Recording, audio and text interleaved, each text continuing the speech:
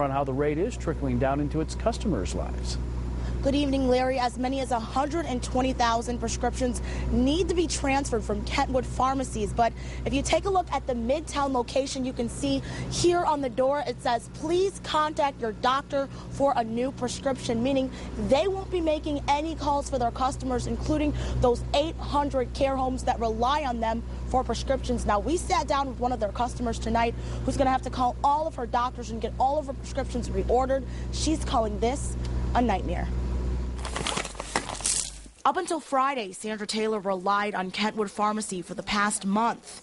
Now she'll have to find another company quick to deliver her medicine. This is just an inconvenience for me, but for all those people in the assisted living and foster care homes, it's a big inconvenience for the people running them, and it's a serious danger for the people that live there.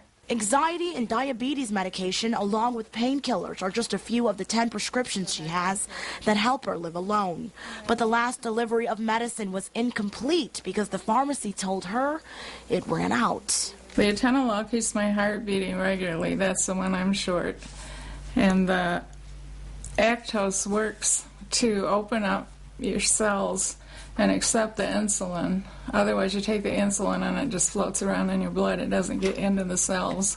It's scary, she says, to be short on those, but it's even scarier to think that some of the ones she has could possibly be contaminated or expired. What are you going to do?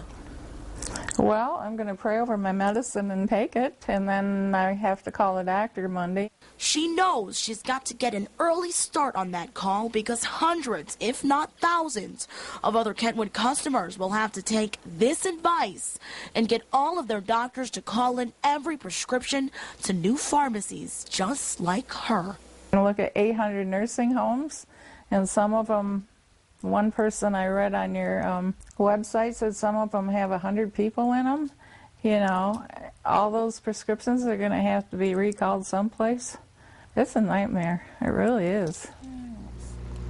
Now, we expect a lot of doctors' offices to be overwhelmed this week with all of those care homes and all of those customers calling, trying to get their prescriptions refilled and sent to new pharmacies. So, Larry, it really could be a couple of weeks until all of those care homes and customers are back up and running smoothly again.